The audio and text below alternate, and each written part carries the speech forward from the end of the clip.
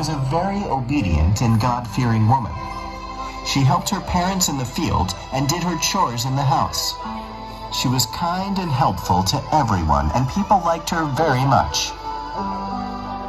Mary was going to get married soon to a good and honest man named Joseph.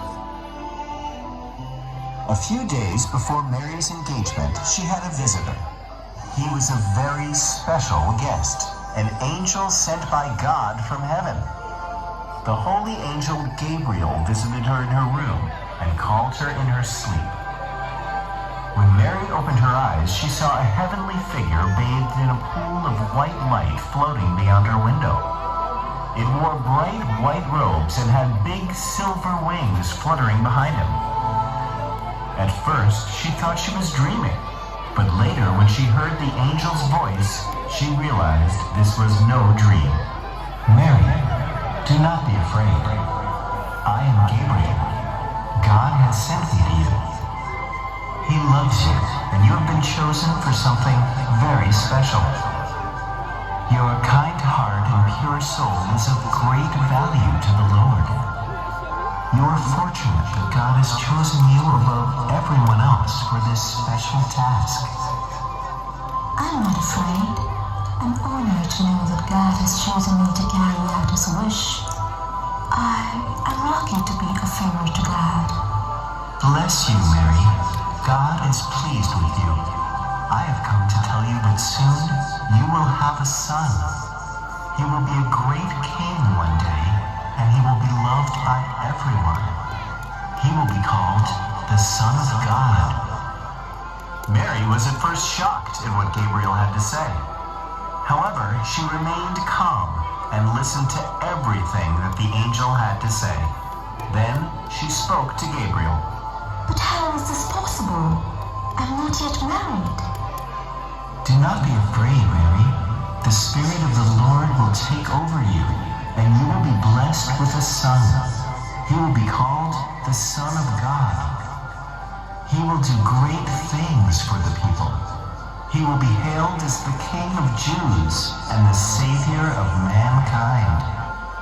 I'm grateful for whatever the Lord has done for me.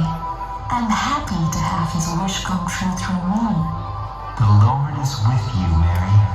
You are blessed. Go in peace." Gabriel then left the house of Mary and returned to heaven, pregnant before marriage. However, Mary explained everything to Joseph about the angel and God's wish and the son they were going to have. Joseph was a good man, and he accepted everything. He married Mary in a few days. In those days, the king of the land announced a census. He wanted every citizen of his country to be counted and documented. Since Joseph was actually from Bethlehem, he had to go there to be counted. Bethlehem was a long way from Nazareth. Joseph and Mary had a long and difficult journey ahead to Bethlehem. There were no cars or other means of transportation except for a donkey. The whole journey had to be made by foot. Mary sat on a donkey and Joseph walked behind them. It was even more difficult for Mary since she was going to give birth to her baby.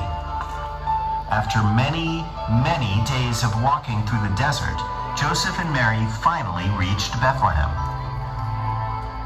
It was getting very dark when they reached the town. They desperately needed a place to rest and spend the night. But all the inns were full, and nobody would give them space to spend the night. Joseph walked all over the town, knocking at the doors of houses and shops, one after the other, but nobody would allow them.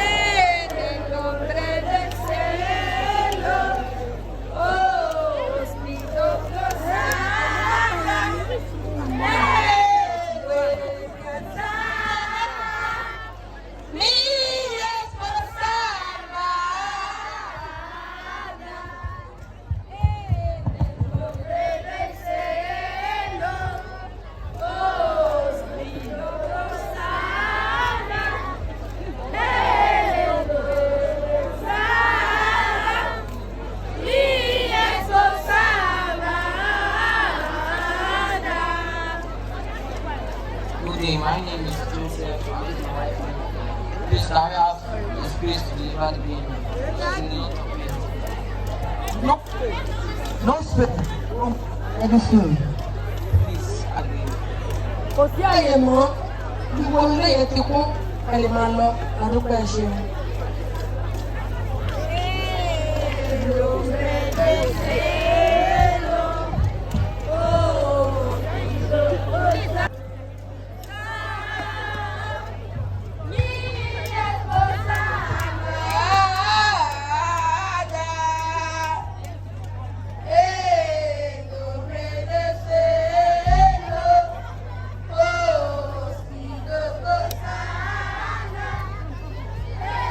In a lot of pain, tired, stressed, pregnant.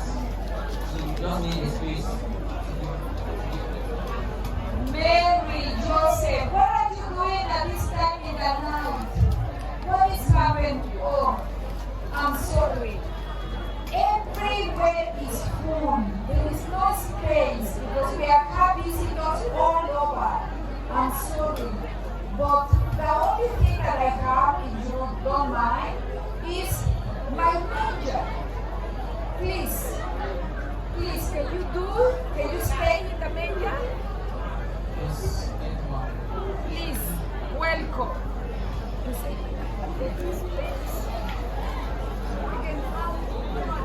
Now Mary is feeling very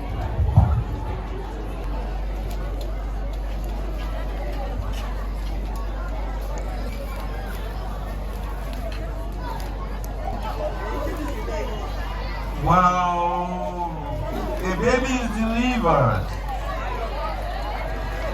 A baby is delivered already. And they're showing the baby. Jesus Christ, the Lord.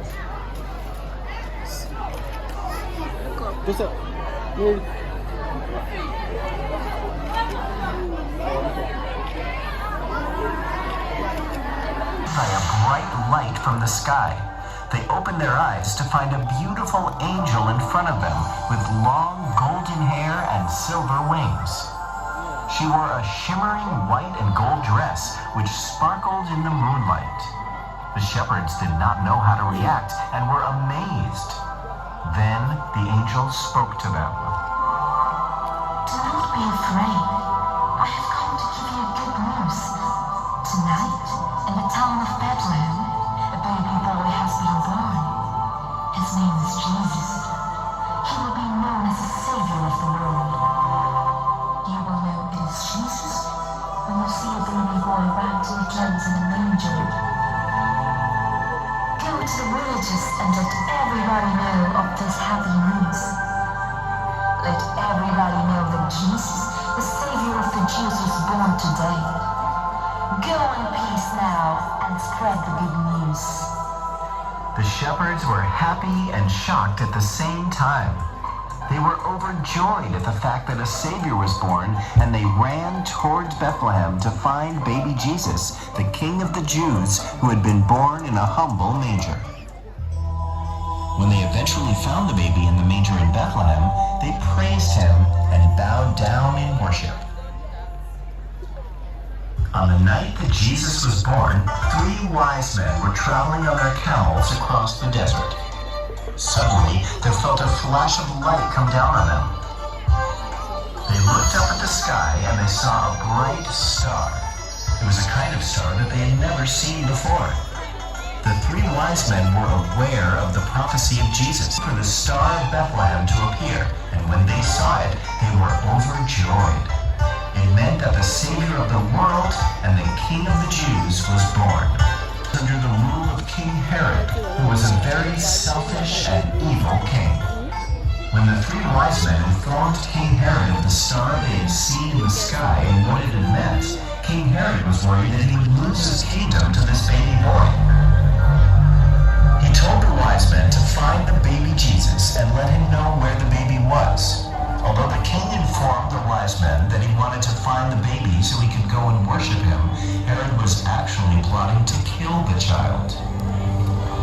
He feared that Jesus would grow up to overpower him someday. The 3 wise men followed the star for several days and found baby Jesus in the manger. They were surprised to find the future King of Jews lying in a barn. They found the barn in which Jesus was born a few days after he was born. Finally, the stars stopped right over the manger. They smiled at Mary and bowed down in reverence to the new baby. They had brought gifts of gold, frankincense, and myrrh for the baby.